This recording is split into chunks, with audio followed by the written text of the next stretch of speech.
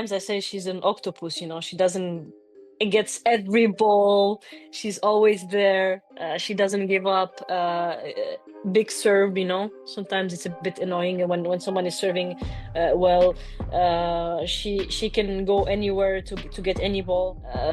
I think two Grand Slams now, and a lot of 1000s, and she's been playing good. She's been at the great level with the same technique. Ons Jabeur, a former Grand Slam finalist and the first African woman to ever climb to world number 2 in the WTA rankings, just dropped a statement about Coco Gauff that shook the entire tennis world. And trust me, Sabalenka's camp is not smiling about this one. Ons Jabeur didn't sugarcoat a thing when she flat out said that Coco Gauff is the toughest opponent she has ever faced on the WTA tour. Pause for a second and really sit with that. We're talking about a woman who has gone to war with the very best in women's tennis, played in multiple Grand Slam finals, and tested herself against every elite name you can think of. And out of all of them, she's saying Coco Gauff gave her the most problems. But hold up, because it gets even spicier. Ons Jabeur didn't stop there. She added that even Aryna Sabalenka, the current world number 1 and one of the most physically dominant players in the game today, doesn't match Coco's level of movement on the court. Yeah, you heard that right. She basically said Sabalenka comes up short compared to Gauff in one of the most important parts of modern tennis. Corner that she hates. Yeah, she'll you get break her super rhythm. frustrated. Yeah. And if she's very fast and doesn't let me do my shots, that's very frustrating to me. Ons, with you, I feel like when you played her, you really were able to take over her speed very well. I feel like the more you played her, the better you got in control of, even when she was dominating the points, you were able to... No, before anyone jumps out the window calling this a hot take or clickbait drama, let's slow down and remember something very important. Ons Jabeur didn't say this sitting comfortably in a commentary booth or just reacting to highlight clips on YouTube. She's actually gone head-to-head with both of these elite athletes multiple times over her career. She knows their games inside and out. She's felt the pressure up close. She's lived the challenge on court. This isn't guesswork. This is battle-tested insight. According to Jabeur's professional breakdown, Aryna Sabalenka can be exposed by forcing her to chase down ball after ball. And here's the part that really cuts deep. Sabalenka gets visibly irritated on court. That frustration shows itself loud and clear during matches. We've all seen it. The racket smashes, the emotional spirals, those moments where things stop going her way and it all unravels. Jabeur is basically saying this isn't just emotion, it's a weakness, and she's making it clear that Coco Gauff exploits that weakness better than anyone on tour. Now flip the script, because when Jabeur talks about Coco, the tone completely changes. She emphasized that Gauff's work rate is on another level. The young American covers the court in a way very few players ever have. Her ability to chase down balls that look untouchable is what separates her from the rest of the field. And this is where Jabeur's statement becomes impossible to brush off, because the results back it up. Jabeur has beaten Aryna Sabalenka multiple times throughout her career. Her first win came at the French Open. She followed that up with another huge victory at Wimbledon. These weren't throwaway matches. These were Grand Slam stages, moments where legacies are made and pressure is at its highest. In those matchups, Jabeur clearly had Sabalenka figured out. She understood her patterns. She knew exactly where to press, and every time they played, she gave the world number 1 serious problems. Jabeur proved over and over that Sabalenka was beatable for her. But when it comes to Coco Gauff, the story changes completely.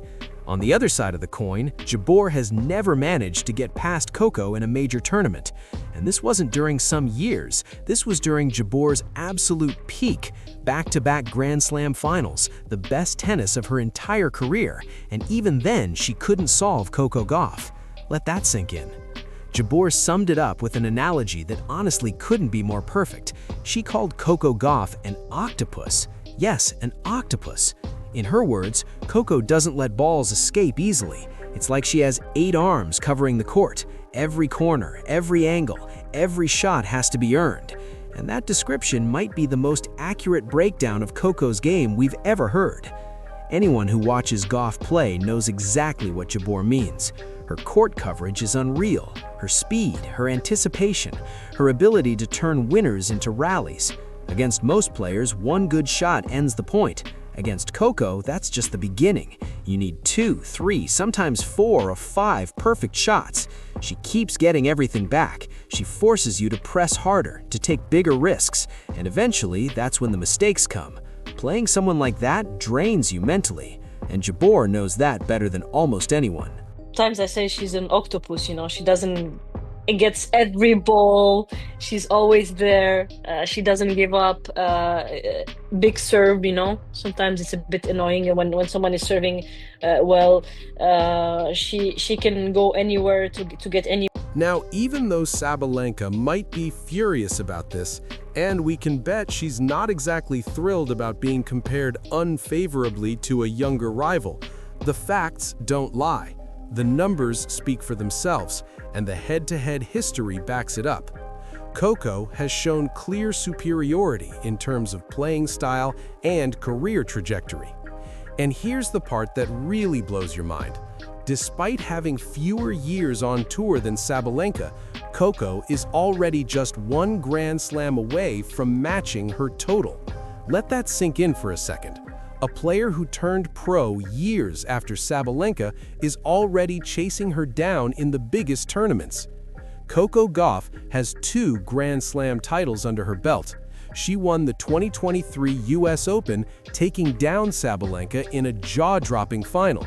Then, in 2025, she captured the Australian Open crown, once again defeating Sabalenka in the finals. Do you see the pattern? When it matters most, on the biggest stages in Grand Slam finals, Coco has come out on top both times.